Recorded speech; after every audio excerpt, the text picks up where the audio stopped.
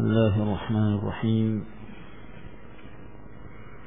إن الحمد لله نحمده ونستعينه ونستغفره ونعوذ بالله من شرور أنفسنا ومن سيئات أعمالنا من يهده الله فلا مضل له ومن يضلل فلا هادي له وأشهد أن لا إله إلا الله وحده لا شريك له وأشهد أن محمدا عبده ورسوله يا أيها الذين آمنوا اتقوا الله حق تقاته ولا تموتن إلا وأنتم مسلمون يا أيها الناس اتقوا ربكم الذي خلقكم من نفس واحدة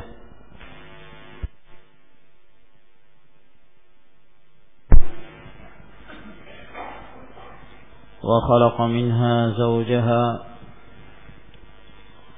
وبث منهما رجالا كثيرا ونساء واتقوا الله الذي تساءلون به والأرحام إن الله كان عليكم رقيبا يا أيها الذين آمنوا اتقوا الله وقولوا قولا سديدا يصلح لكم أعمالكم ويغفر لكم ذنوبكم ومن يطع الله ورسوله فقد فاز فوزا عظيما أما بعد فإن أصدق الحديث كلام الله تعالى وخير الهدي هدي محمد صلى الله عليه وعلى آله وسلم وشر الأمور محدثاتها فإن كل محدثة بدعة وكل بدعة ضلالة وكل ضلالة في النار. Ma'asyiral muslimin rahimakumullah. Walhamdulillah, pada malam hari ini kembali kita dikumpulkan Allah Subhanahu wa taala di salah satu rumah Allah, di Masjid Allah Jalla wa Ala. Kita berkumpul untuk melanjutkan kembali pelajaran kita dari kitab Bulughul Maram min Adillatil Ahkam. Dan pada pertemuan yang lalu kita masih membahas tentang hadis-hadis yang terdapat di dalam bab salatul tatawwu'. Dan pada pertemuan yang terakhir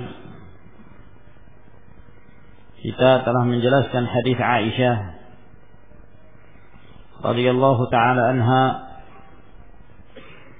ketika beliau menjelaskan bahwa Rasulullah sallallahu alaihi wa alihi wasallam tidak pernah menambah dan melebihi dari 11 rakaat dari salatul lail yang dikerjakan oleh Nabi sallallahu alaihi wa alihi wasallam di bulan Ramadan dan di luar bulan Ramadan. Dan telah saya jelaskan faedah-faedah yang kita ambil dari hadis tersebut dan perselisihan yang terjadi di kalangan para ulama.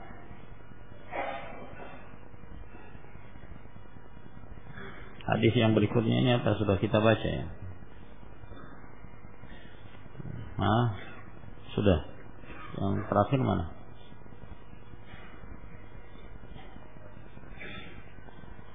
Nah,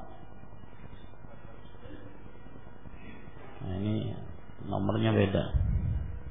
Hadis yang mana itu?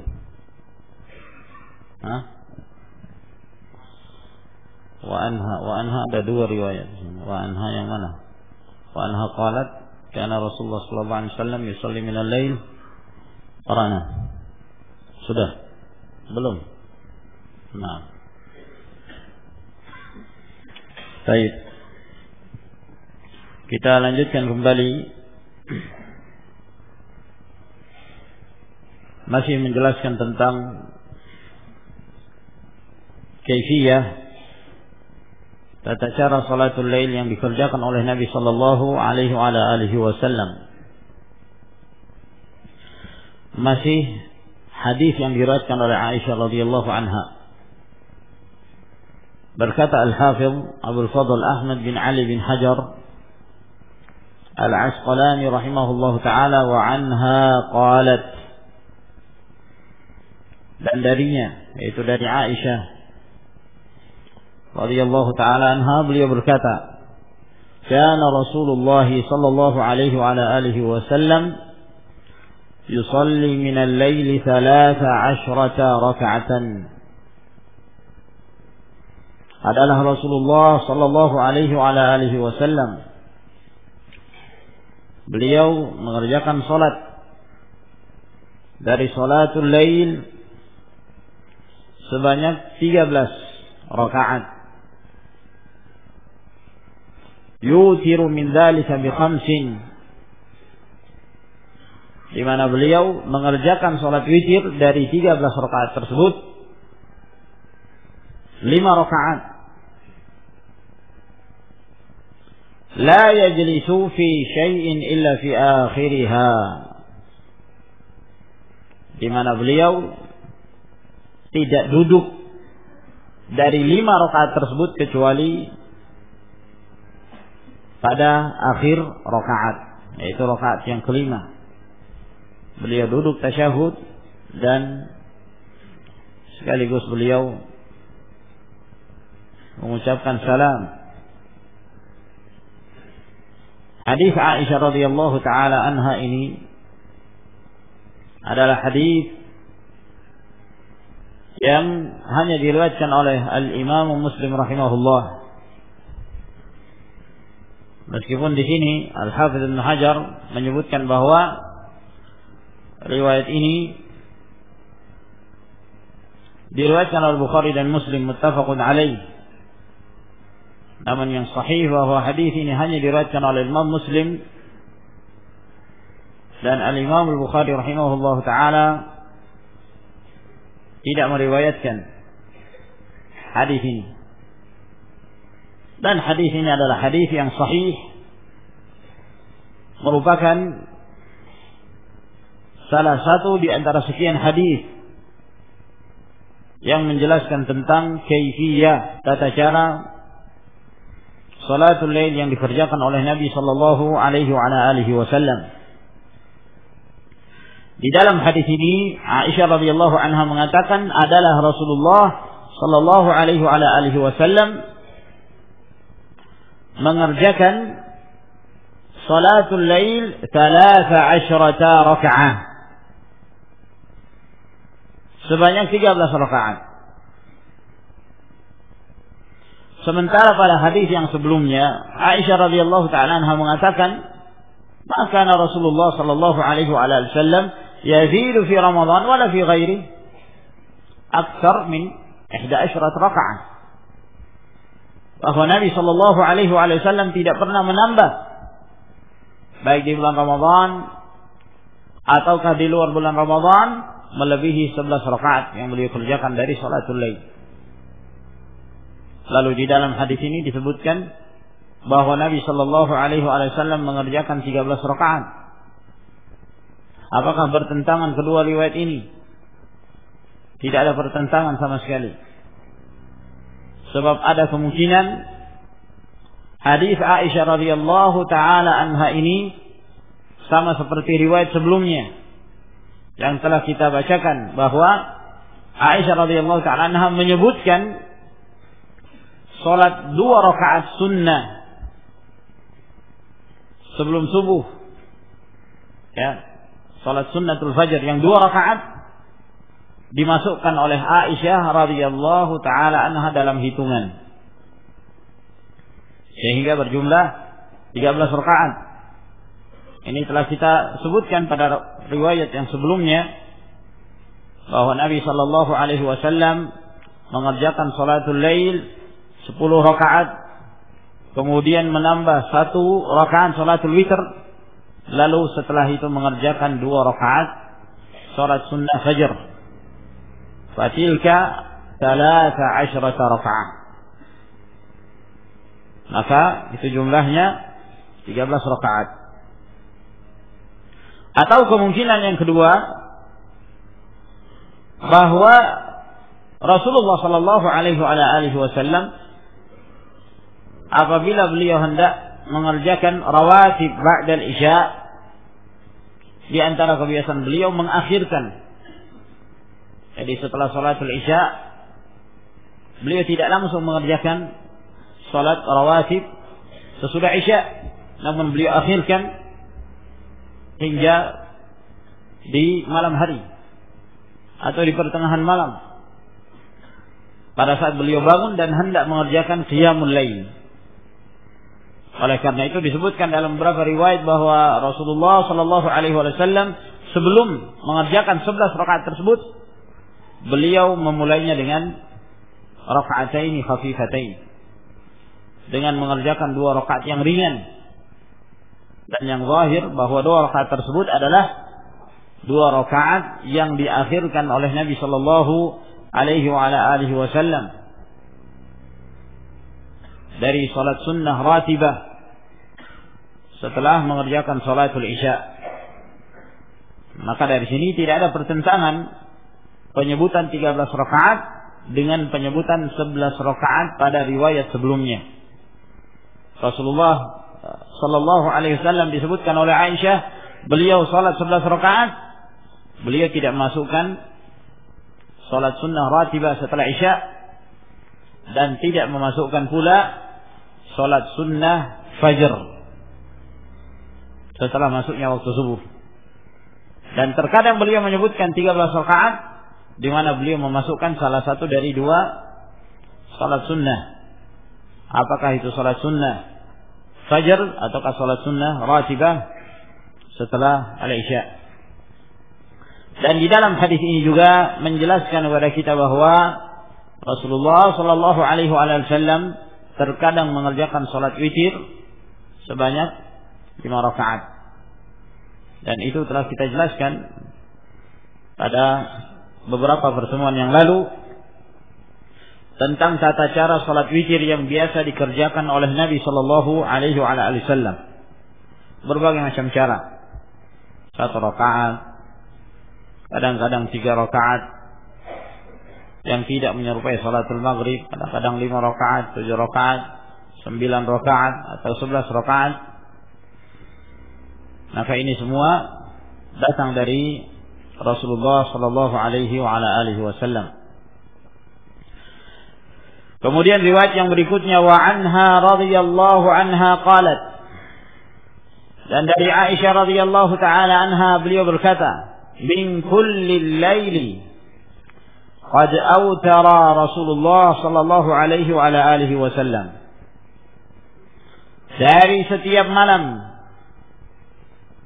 ya, Rasulullah sallallahu alaihi wasallam telah mengerjakan salat witir. Wantaha witruhu ila sahari, dan salat witirnya Rasulullah sallallahu alaihi wasallam itu berhenti setelah masuki waktu sahur, yaitu sebelum munculnya fajar shadiq. Muttafaqun alaihima, kedua riwayat ini disepakati oleh Bukhari dan Muslim. Dan telah kita jelaskan bahwa riwayat yang sebelumnya itu hanya diriwayatkan oleh Imam Muslim. Al-Imam Al-Bukhari tidak mengeluarkannya. Maka hadis Aisyah radhiyallahu taala anha ini menjelaskan tentang kapan dikerjakannya waktu salatul witir. Di dalam hadis ini Aisyah radhiyallahu anha mengatakan min kulli laili, dari seluruh malam. Rasulullah sallallahu alaihi wasallam telah mengerjakan salat witir. Maka ini menunjukkan bahwa Rasulullah SAW terkadang mengerjakan sholat witir pada awal malam, terkadang di pertengahan malam, dan terkadang pula pada akhir malam. Pada waktu-waktu ini semuanya telah dikerjakan oleh Nabi Sallallahu Alaihi Wasallam. Dan bukan yang dimaksud hadis ini bahwa dari seluruh malam Rasulullah telah mengerjakan sholat witir. Maksudnya Rasulullah Sallallahu Alaihi Wasallam mengerjakan sholat witir berkali-kali. Bukan itu yang dimaksud. Sebab tidak ada sholat witir 2 kali pada satu malam. Sebagaimana akan kita jelaskan nanti. Sholat witir hanya dikerjakan 1 kali dalam satu malam. Jadi bukan yang dimaksud bahwa Rasulullah SAW mengerjakan sholat witir di awal malam, di pertengahan beliau sholat witir lagi, di akhir malam beliau sholat witir lagi. Nah, namun yang dimaksud bahwa ini adalah merupakan waktu-waktu sholat witir. Kapan saja seorang hendak mengerjakan sholatul witri, apakah di awal malam, atau di pertengahan malam, ataukah di akhir malam, maka boleh baginya untuk melakukannya. Dan telah kita sebutkan pula pada pertemuan yang lalu hadis Nabi Sallallahu Alaihi Wasallam, di mana Rasulullah Sallallahu Alaihi Wasallam menyebutkan waktu salat al-witr. Al-witr ma baina salatil isya ila tulu'il fajri. Bahwa salat witir itu antara salatul isya hingga terbitnya fajar shadiq. Jadi kalau seorang telah mengerjakan salatul isya, maka ba'dal isya itu adalah waktu salat witir. Kalau ada seorang mengerjakan sholatul isya jam 9, maka setelah isya itulah waktu witirnya. Kalau ada seorang mengerjakan sholatul isya jam 8, maka setelah sholatul isya itulah waktu witirnya. Kalau ada seorang musafir misalnya, dia menjamak antara sholatul maghrib dan sholatul isya pada waktu maghrib. Dia menjamak antara sholatul maghrib dan sholatul isya di waktu maghrib. Setelah dia sholat maghrib, dia qomat, lalu kemudian mengerjakan sholatul isya, maka setelah sholatul isya itu adalah waktu sholat witir. Yang jelas bahwa dari seluruh malam tersebut, kapan saja seseorang hendak mengerjakan sholatul witri, maka dipersilahkan.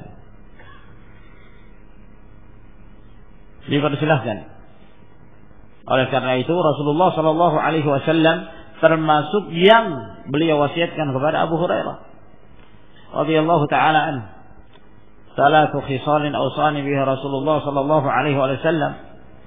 Ada 3 hal yang Rasulullah Sallallahu Alaihi Wasallam wasiatkan kepadaku. Di antara ketiga hal ini, di mana Abu Hurairah radhiyallahu taala mengatakan, wa an utira qabla an anam. Saya mengerjakan sholat witir sebelum tidur.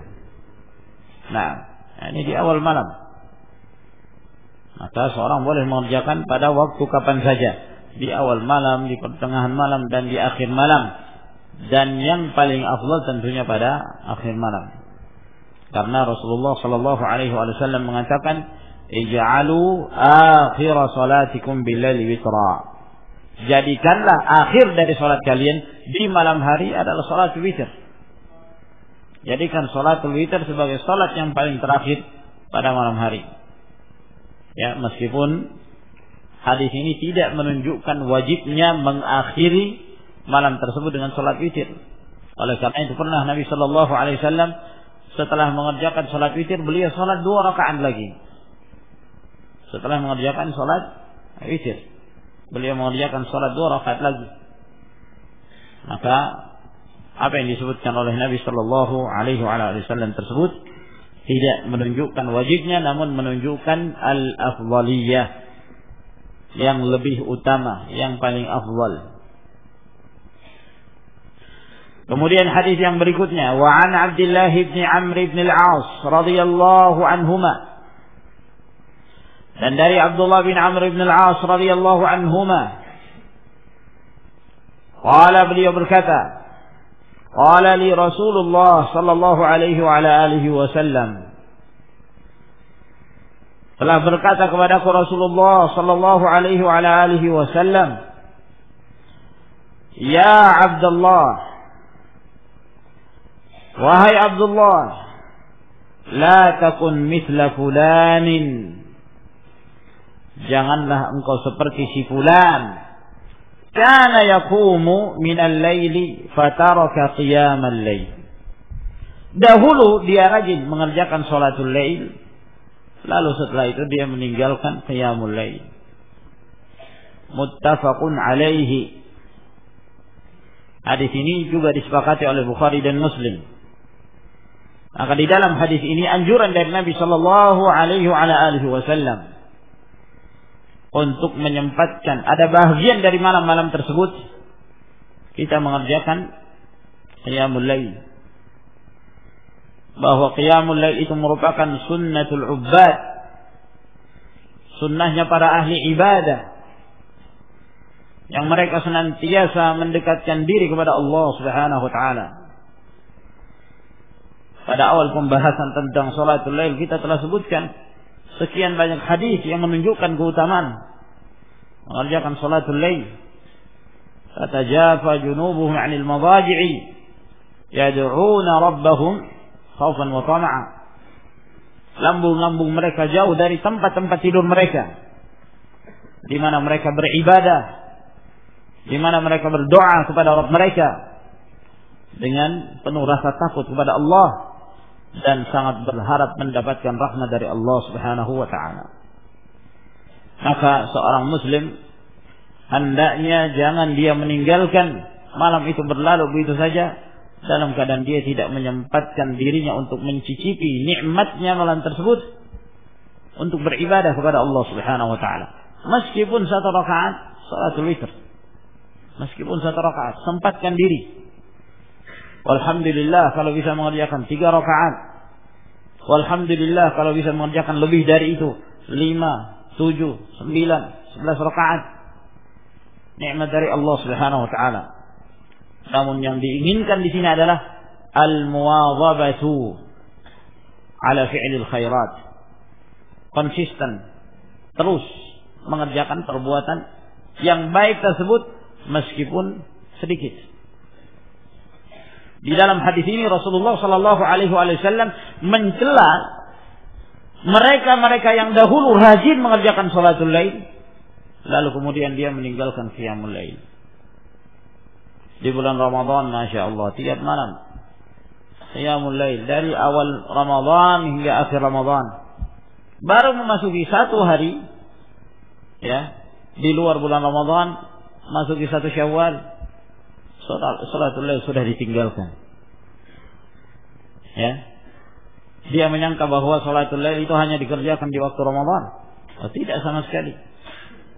Qiyamul lail itu dianjurkan pada setiap malam, pada waktu kapan saja, di bulan yang mana saja. Hendaknya seorang itu menghidupkan malam hari, terkhusus sepertiga malam terakhir, di mana Allah Subhanahu wa taala turun ke langit dunia. Yanzilu Rabbuna ila as-sama'id dunya thulutsal lailil akhir. Allah Subhanahu wa taala turun ke langit dunia pada sepertiga malam terakhir.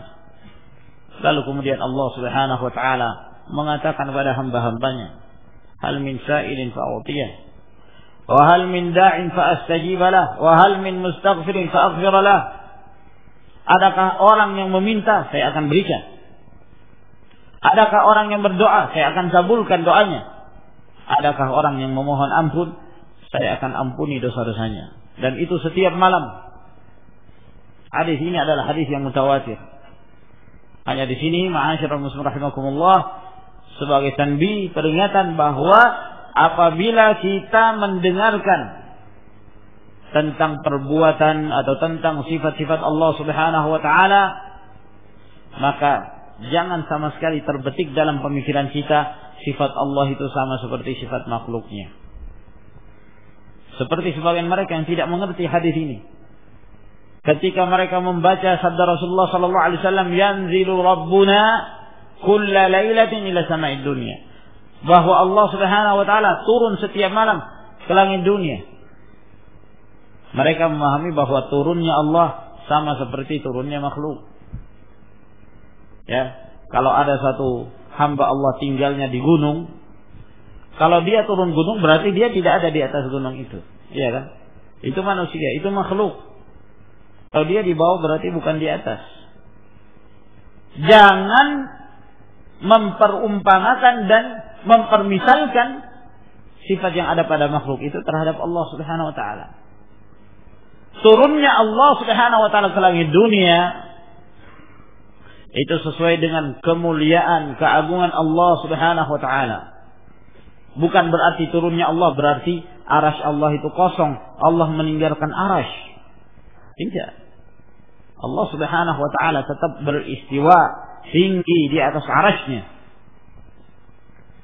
Nah, bukan berarti ketika Allah Subhanahu wa taala turun ke langit dunia berarti Allah itu berada di dalam makhluknya. Sama sekali tidak. Jadi jangan terfikirkan oleh kita kata-kata turun itu berarti yang di atas kosong. Allah Subhanahu wa taala punya sifat turun yang sesuai dengan kemuliaan dan keagungan Allah Jalla wa ala. Dan Allah tetap di atas. Allah Subhanahu wa taala Maha tinggi dan Allah tidak berada di dalam makhluknya. Dan begitulah kita dalam menyikapi setiap dari nas-nas sifat yang disebutkan oleh Allah Subhanahu wa taala dalam Al-Qur'an Karim dan hadis-hadis Nabi sallallahu alaihi wa ala alihi wasallam. Ada sebagian mereka mengatakan, ya, kalau sepertiga malam Allah itu turun di tempat fulan di Indonesia misalnya, berarti kan ya, yang lain itu bukan sepertiga malam. Yang lain masih ada yang siang, ada yang sore, ada yang belum memasuki sepertiga malam. Ya. Nah, kalau di Indonesia sepertiga malam, lalu setelah selesai di tempat yang lain sepertiga malam lagi, terus begitu. Berarti kalau begitu Allah tidak pernah istirahat katanya. Allah tidak pernah lagi kembali ke arasy-Nya. Ini bodoh. Ini kejahilan. Kenapa? Karena memang akalnya dia sudah memahami bahwa yang namanya turun, ya, berarti sudah tidak ada di atas. Yaitu makhluk. Dan Allah Subhanahu wa taala berfirman, "Laisa kamitslihi syai'un wa huwas samiul basir." Tidak ada yang menyerupai Allah Subhanahu wa taala dengan sesuatu apapun. Allah itu Maha mendengar, Allah Maha melihat. Allah punya penglihatan, Allah punya pendengaran, tapi tidak sama dengan penglihatan dan pendengaran makhluk. Demikian pula turun. Ya. Karena sebagian ahlul bid'ah itu mengingkari hadis ini dengan alasan bahwa kalau Allah itu turun berarti arasy Allah kosong. Nah, ini menunjukkan kedangkalan seorang dalam berpikir. Jangan disamakan sifat Allah yang maha mulia, yang maha sempurna dengan sifat-sifat yang ada pada makhluknya. Dan juga sebagai peringatan bahwa sebagian mereka ada yang memfitnah Syekhul Islam Ibn Taimiyah rahimahullah. Menuduh bahwa Syekhul Islam Ibn Taimiyah rahimahullah termasuk kelompok musyabbihah yang menyerupakan Allah dengan makhluknya. Dasarnya apa?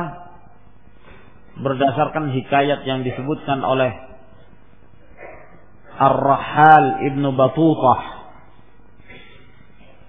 Ibn Batutah mungkin biasa kita dengarkan ya.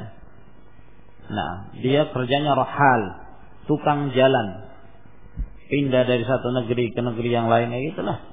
Nah, kebetulan waktu itu dia sempat ke Damaskus. Lalu kemudian ketika dia masuki masjid Damaskus, kebetulan yang khutbah Jumat itu adalah Syekhul Islam Ibn Taimiyah rahimahullahu ta'ala. Ini menurut riwayatnya Ibn Batutah.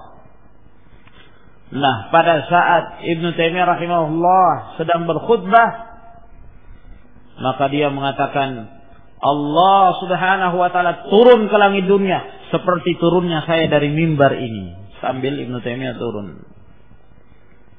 Begitulah riwayat yang disebutkan oleh si tukang jalan ini, Ibn Batutah. Padahal kalau dilihat dari tahun masuknya Ibn Batutah ke Damaskus, Syekhul Islam Taimiyah sudah masuk penjara. khal'ah. Dan tidak keluar lagi dari penjara itu. Itu adalah akhir beliau masuk penjara sampai beliau meninggal. Siapa yang dia lihat? Nah, dan juga yang menguatkan hal itu bahwa bukan kebiasaan Ibnu Taimiyah rahimahullahu taala berkhutbah. Ini bukan kebiasaan Syekhul Islam. Syekhul Islam Taimiyah rahimahullah, kebiasaan beliau membuka pelajaran, ya. Nah, berkhutbah beliau, ya, mungkin hampir tidak pernah, ini jarang sekali beliau berkhutbah. Nah, apalagi dalam kondisi seperti itu. Ditambah lagi bahwa kitab-kitab beliau demikian banyak. Bagi siapa yang ingin melihat akidah Syekhul Islam Ibnu Taimiyah rahimahullah taala, silahkan buka sendiri kitab-kitab beliau yang menjelaskan tentang sifat-sifat Allah Subhanahu wa taala. Seperti Al-Aqidatul Wasithiyah, Al-Fatwa Al-Hamawiyah, dan kitab-kitab yang lainnya, At-Tis'iniyah dan yang lainnya demikian banyak. Dalam Majmu'ul Fatawa demikian banyak. Risalah-risalah beliau dalam permasalahan akidah sama sekali tidak ada dari ucapan Syekhul Islam Ibnu Taimiyah rahimahullah taala atau dari tulisan beliau yang memiliki unsur musyabbihah, di mana Syekhul Islam menyerupakan Allah dengan makhluknya. Bahkan itu adalah yang beliau tentang dan yang beliau selisihi dalam sekian banyak kitabnya. Maka ini adalah cerita palsu. Ma'asyiral muslimin rahimakumullah. Termasuk yang menyebutkan hikayat ini, ya, dalam buku yang berjudul Aqidah Ahlus Sunnah wal Jamaah karangan Sirajuddin Abbas. Itu menyebutkan kisah yang seperti ini, dan ini tidak benar. Nah, ma'asyiral muslimin rahimakumullah, kita kembali kepada pembahasan kita bahwa pada setiap malam itu dianjurkan. Kapan saja seorang punya kesempatan untuk beribadah kepada Allah Subhanahu wa ta'ala, maka hendaknya dia menyempatkan diri. Dan di dalam hadis ini juga menunjukkan bahwa satu amalan yang dahulu kita mengerjakannya, rutin mengerjakannya, lalu setelah itu kita tinggalkan, ini adalah perkara yang dibenci di dalam syariah. Dibenci Rasulullah sallallahu alaihi wasallam. Sebaliknya, Rasulullah sallallahu alaihi wasallam sangat senang dengan amalan yang senantiasa rutin dikerjakan meskipun jumlahnya sedikit. Dan ini yang sangat dicintai Allah Subhanahu wa taala. Dalam riwayat Al-Imam Bukhari, kata Nabi sallallahu alaihi wasallam, "Wa kana ahabbud din ila Allah adwamaha wa in qall." Dan agama atau amalan yang paling dicintai Allah Subhanahu wa taala adalah amalan yang senantiasa dikerjakan secara berkesinambungan, terus secara rutin, konsisten dalam mengamalkan amalan tersebut meskipun jumlahnya sedikit. Seorang mengerjakan bersungguh-sungguh selama sepekan. Setiap malam dia mengerjakan 11 rakaat.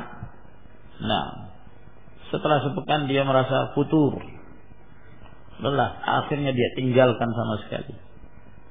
Semangatnya, ya, kadang muncul, kadang hilang. Nah, bandingkan dengan seorang yang beribadah setiap malam dia mengerjakan 3 rakaat, 2 rakaat, kemudian 1 rakaat witir dan seterusnya, tapi dia konsisten terus seperti itu. Ini yang lebih afdal, ini yang dicintai Allah Subhanahu wa taala.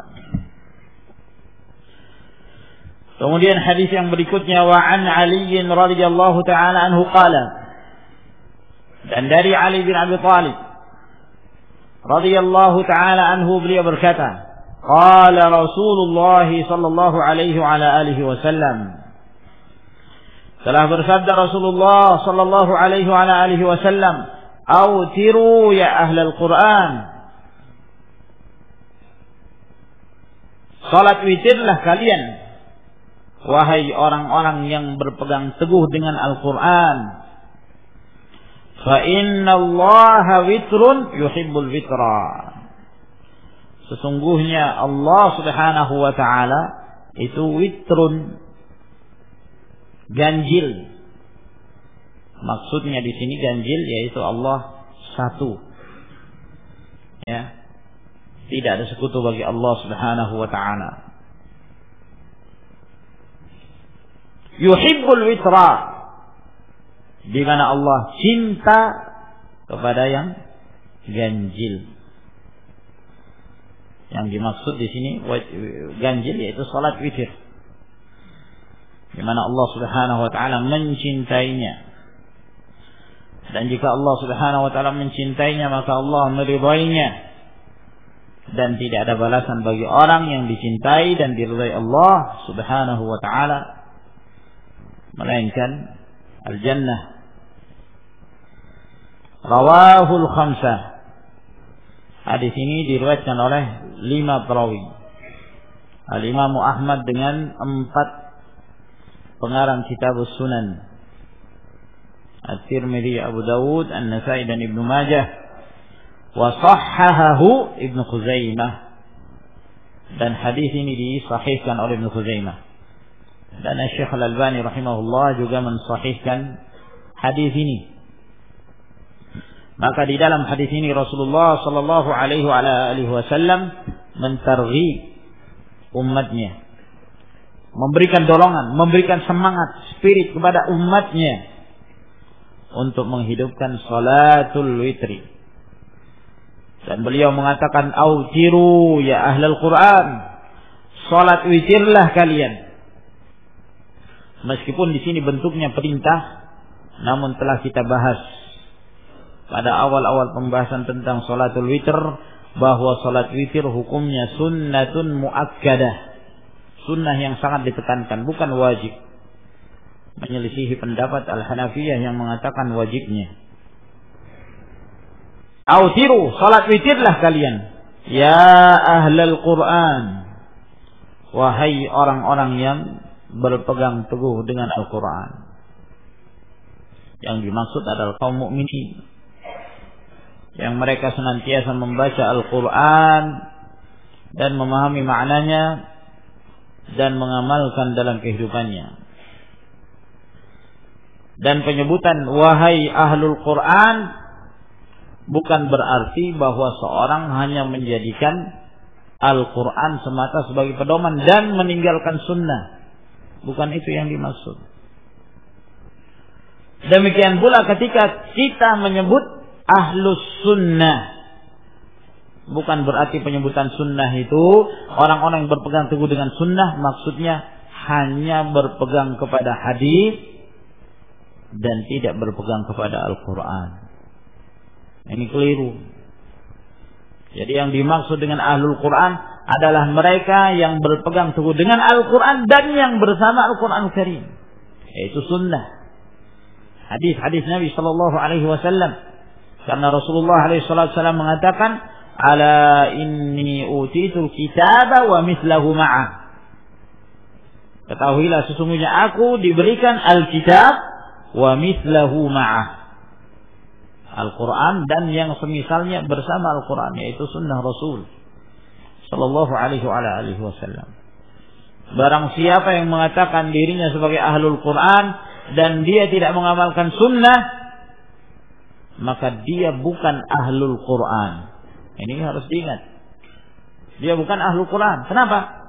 Karena di dalam Al-Quran demikian banyak ayat yang memerintahkan untuk mengikuti sunnah Rasulullah sallallahu alaihi wasallam. Wa ma ataakumur rasulu fakhudhuhu wa ma nahakum anhu fantahu. Apa yang Rasul berikan pada kalian hendaklah kalian mengambilnya, dan apa yang Rasul larang kalian dari hendaknya kalian berhenti dan meninggalkannya. Dan masih banyak lagi ayat-ayat yang lain yang menjelaskan tentang kewajiban untuk mengikuti apa yang dibawa oleh Nabi sallallahu alaihi wasallam. Maka Al-Quran dan Sunnah tidak bisa dipisahkan. Ma'asyiral muslimin rahimakumullah. Ya, bahkan kata para ulama, Al-Quran ahwaju ila sunnah min as-sunnati tahtaju ila Al-Quran. Al-Quran itu lebih butuh kepada sunnah daripada sunnah yang butuh kepada Al-Quran. Maksudnya bagaimana? Allah Subhanahu wa taala ketika menurunkan Al-Qur'anul Karim kepada Rasulnya sallallahu alaihi wasallam Muhammad bin Abdullah alaihi salatu wassalam, lalu Allah perintahkan kepada Rasulullah sallallahu alaihi wasallam untuk menjabarkan, menjelaskan dan merinci apa-apa yang terdapat di dalam Al-Qur'an Karim. Wa anzalna ilaika dzikra litubayyana lin-nas. Kami menurunkan kepadamu Al-Qur'an agar engkau wahai Muhammad sallallahu alaihi wasallam menjelaskan kepada manusia. Dari Rasulullah yang merinci, yang memperjelas. Ya. Oleh karena itu, apa yang disebutkan oleh Nabi sallallahu alaihi wasallam berupa hukum-hukum, maka itu adalah hujjah yang sama hukumnya dengan yang terdapat di dalam Al-Qur'an, meskipun tidak terdapat di dalam Al-Qur'an Karim secara nas. Ya. Di dalam Al-Qur'an Karim tidak disebutkan tentang menjadi mahramnya ibu susuan.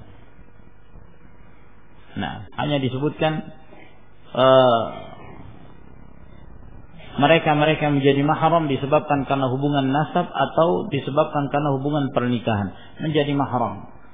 Tapi tidak disebutkan tentang hubungan mahram disebabkan karena susuan. Dan itu dijelaskan dalam hadis-hadis Nabi sallallahu alaihi wasallam. Tahrumu min ar-radha'ati ma tahrumu min an-nasabi.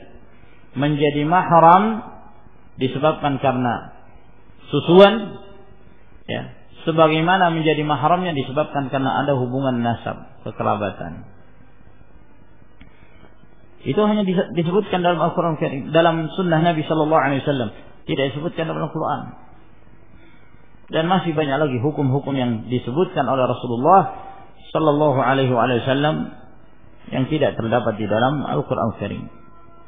Dan di dalam hadis ini juga menjelaskan kepada kita bahwa termasuk di antara nama Allah Subhanahu wa taala Al-Witru. Fa inna Allah witrun. Dan ini adalah merupakan sifat Allah Subhanahu wa taala. Sifat Allah itu ganjil. Maksudnya apa? Wahid. Wa huwal ahad. Allah itu satu-satunya. Satu-satunya dalam menciptakan, satu-satunya dalam memberikan rezeki, satu-satunya dalam mengurusi makhluk, dan satu-satunya yang berhak untuk disembah oleh hamba-hambanya. Tidak ada sekutu bagi Allah Jalla wa'ala. Dan di dalam hadis ini juga menjelaskan bahwa salatul witr adalah salat yang dicintai Allah Subhanahu wa ta'ala. Barang siapa yang mengerjakan salatul witr, maka dia akan mendapatkan mahabbah, kecintaan dari Allah Tabaraka wa ta'ala. Wa 'an Ibnu Umar radhiyallahu anhuma, dan dari Abdullah bin Umar radhiyallahu anhuma, anna an-nabiy sallallahu alaihi wa alihi wasallam qala, bahwa Nabi sallallahu alaihi wa alihi wasallam bersabda, ij'alu akhir salatikum bil-laili witra. Jadikanlah akhir dari salat kalian di waktu malam adalah salatul witr. Salat al-witr. Muttafaqun alaih. Hadis ini disepakati oleh Bukhari dan Muslim. Maka di dalam hadis ini, sebagaimana yang kita jelaskan sebelumnya, anjuran dari Nabi sallallahu alaihi wasallam untuk menjadikan salat witir sebagai salat penutup malam. Salat penutup malam. Sehingga setelah mengerjakan salatul witir sudah tidak ada salat lagi setelahnya. Dan perintah Nabi sallallahu alaihi wasallam ini menunjukkan sunnah dan tidak menunjukkan wajibnya. Sebabkan karena riwayat-riwayat yang lain yang menunjukkan bahwa pernah Rasulullah sallallahu alaihi wasallam mengerjakan salat sesudah salat witir. Seperti yang disebutkan dalam hadis Aisyah radhiyallahu anha yang diriwayatkan oleh Imam Muslim, bahwa Nabi sallallahu alaihi wasallam yusalli min al-laili rak'atain ba'da al-witri wa huwa jalis. Bahwa Nabi sallallahu alaihi wasallam mengerjakan salat 2 rakaat setelah salat witir. Dan beliau mengerjakan salat 2 rakaat itu dalam keadaan duduk. Sallallahu alaihi wa ala alihi wasallam. Maka Hadis ini menunjukkan bahwa perintah Nabi Shallallahu Alaihi Wasallam dalam hadis Ibnu Umar tidak menunjukkan wajibnya mengakhirkan sholat witir sebagai sholat yang paling terakhir, namun menunjukkan yang utama dan yang paling afdal. Wa an Talaq bin Ali radhiyallahu ta'ala anhu qala sami'tu Rasulullah sallallahu alaihi wa alihi wasallam yaqul, aku mendengarkan Rasulullah sallallahu alaihi wasallam bersabda, la witrani fi lailatin, tidak ada dua salat witir di satu malam. Rawahu Ahmad wa tsalatsa wa sahhahahu Ibnu Hibban. Hadis ini dikeluarkan oleh Imam Ahmad dan 3 perawi yang lainnya, Abu Dawud, Tirmidzi dan An-Nasa'i, dan disahihkan oleh Ibnu Hibban. Hadis ini disahihkan pula oleh Al-Albani rahimahullah. Maka di dalam hadis ini yang zahir menunjukkan bahwa salat witir itu hanya dikerjakan sekali. Hanya dikerjakan sekali. Tidak 2 kali. Sehingga apabila seorang telah mengerjakan salatul witir, ya, maka dia tidak perlu lagi untuk mengerjakan salat witir yang kedua kalinya. Karena Rasulullah SAW mengatakan, la witran fi lailah, tidak ada salat witir dalam satu malam. Apabila ada seorang mengerjakan salat witir pada awal malam setelah Isya misalnya, sebelum tidur dia salat witir. Lalu setelah bangun dari tidurnya di akhir malam dia hendak mengerjakan salatul lail. Nah, ketika dia mengerjakan salatul lail, apakah butuh baginya untuk mengerjakan salat witir lagi? Jawabannya tidak. Ya. Kenapa? Karena Rasulullah mengatakan la witrani fi lailatin. Tidak ada 2 salat witir dalam satu malam. Namun ya, sebahagian mereka, dan ini pula dinukilkan dari sebagian sahabat, bahwa ada sebagian mereka yang mengerjakan sholat witir di awal malam misalnya. Lalu ketika dia bangun pada akhir malam, maka dia mengerjakan sholat witir, dia mengerjakan sholat ganjil sebagai pembatal sholat witir sebelumnya. Ya, misalnya dia mengerjakan sebelum tidur 3 rakaat salat witir. Dia bangun di akhir malam, dia kerjakan 1 rakaat dengan niat salat ini pembatal witir. Dan setelah itu 2 rakaat baru salat witir lagi. Nah, kata mereka, ini bukan 2 witir dalam satu malam, karena witir yang pertama sudah dibatalkan. Nah, ada sebagian pendapat para ulama yang demikian. Namun yang zahir bahwa ini 3 kali salat witir. Ini salat witir 3 kali. Awal malam, ya, dan akhir malam 2 kali. Yang pertama dan yang terakhir. Nah, sehingga yang zahir wallahu taala alam, yang disebutkan oleh Nabi sallallahu alaihi wasallam bahwa apabila seorang telah mengerjakan salat witir, maka tidak perlu lagi dia mengerjakan salat witir yang berikutnya. Nah, sekarang misalnya ada seorang mengerjakan salat witir di awal malam. Bangun jam 2, ternyata di sana ada masjid yang mengerjakan salat tarawih di akhir malam jam 2 misalnya. Maka dia ingin ikut, dia ikut.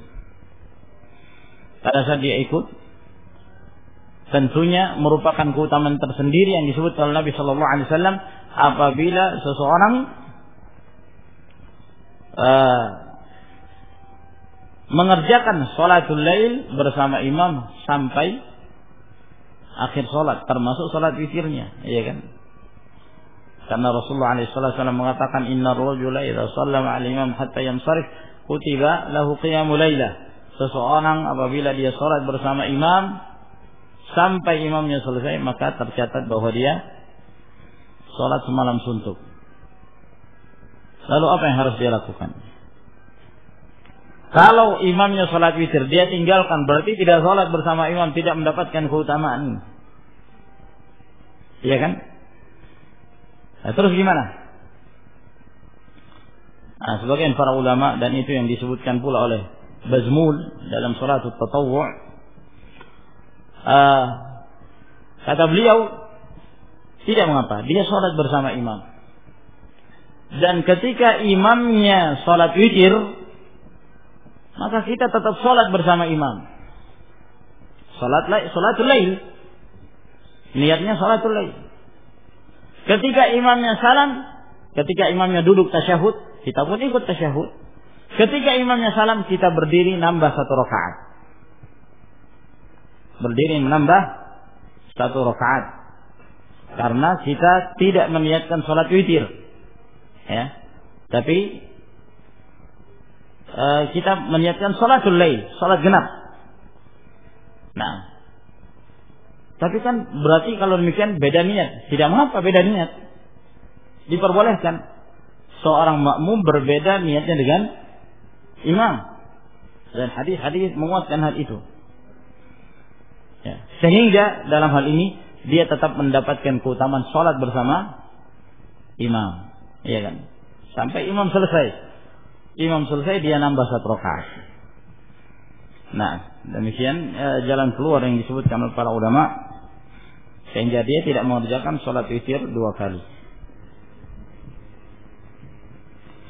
Wa an Ubay bin Ka'b radhiyallahu anhu qala, dan dari Ubay bin Ka'ab radhiyallahu ta'ala anhu beliau berkata, kana Rasulullah sallallahu alaihi wa alihi wasallam yutiru bi sabbih isma rabbikal a'la.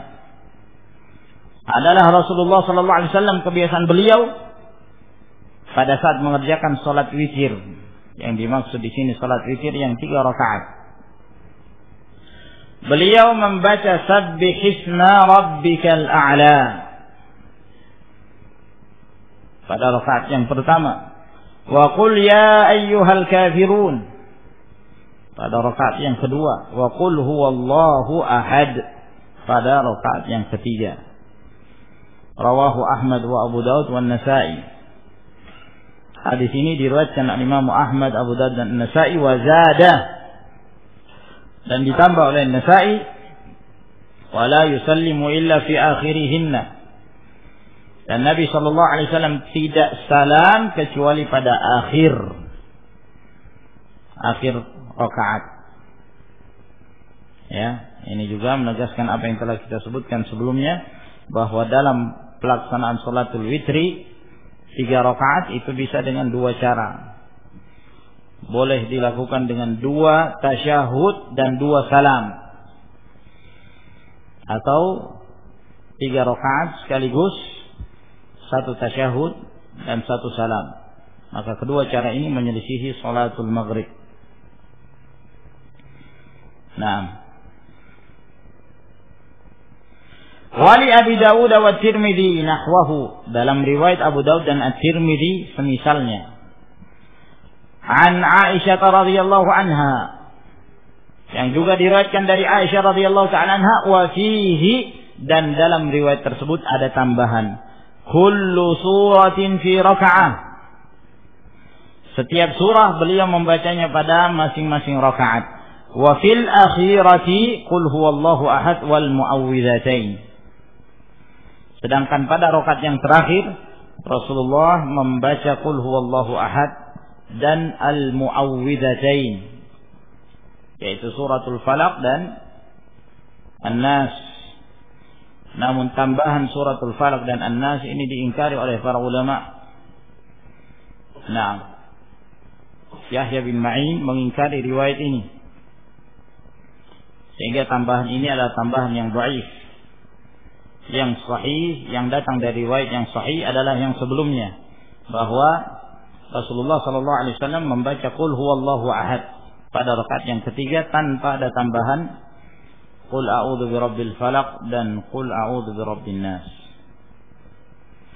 Wa 'an Abi Sa'id al-Khudri radhiyallahu ta'ala anhu, dari Abu Sa'id Al-Khudri radhiyallahu ta'ala anhu, anna an-nabiy sallallahu alaihi wasallam qala, bahwa Nabi sallallahu alaihi wasallam bersabda, "Autiru qabla an tusbihu."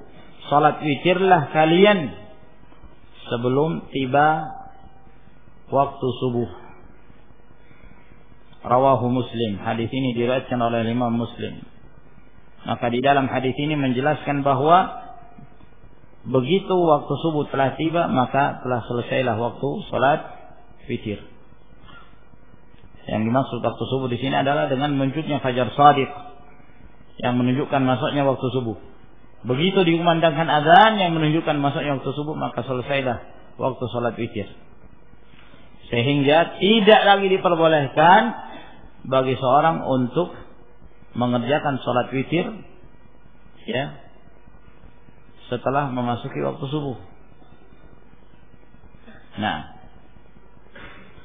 Wal Ibn Hibban, dan diriwayatkan oleh Ibn Hibban, man adraka subha wa lam yutir fala witra lahu.